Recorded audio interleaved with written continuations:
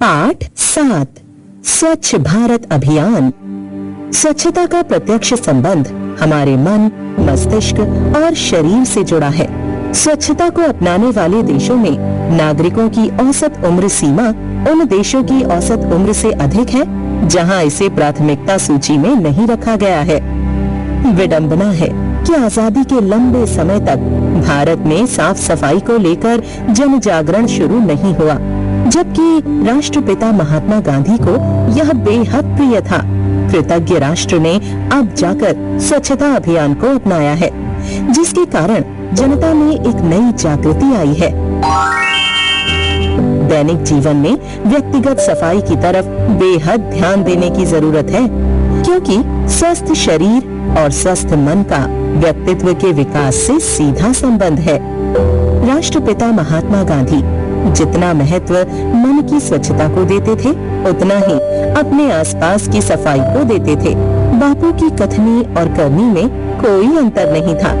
इसलिए तो देश की आजादी की लड़ाई के साथ साथ उनके लिए अपने शौचालय की सफाई भी उतनी ही जरूरी थी। उनके लिए ये दोनों काम बड़े थे। गांधी जी ने समझ लिया था कि कई महामारियों का कारण खुले में शौच करना और घरों के आसपास फैलने वाली गंदगी है। उस समय हैजा और चेचक जैसी जानलेवा बीमारियों से कभी कभार गांव की पूरी जनसंख्या खत्म हो जाती थी। गांधी जी ने ग्राम स्वच्छता अभियान की शुरुआत की और लोगों को सफाई के प्रति जागरूक किया। वे खुले में शौच करने का घोर विरोध करते थे। यही कारण था कि उन्होंने न सिर्फ स्वच्छता की वकालत को, बल्कि गंदी बस्तियों और गांवों में जाकर लोगों को खुले में शौच न करने और सफाई के महत्व के बारे में वैज्ञानिक तरीके से समझाया।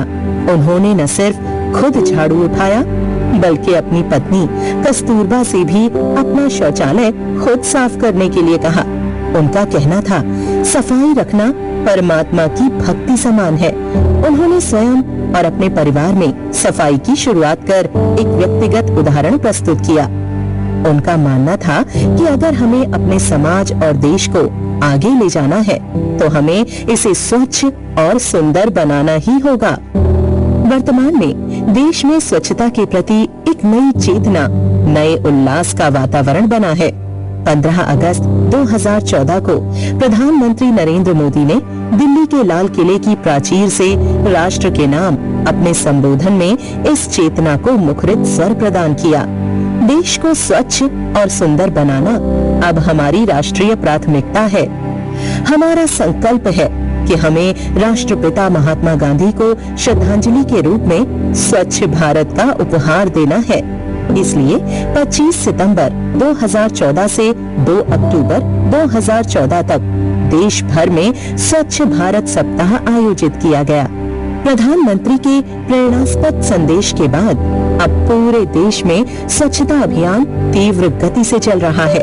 2 अक्टूबर 2014 को देश भर में सरकारी कार्यालयों और अनेक संस्थानों में लाखों लोगों ने स्वच्छता की शपथ ली।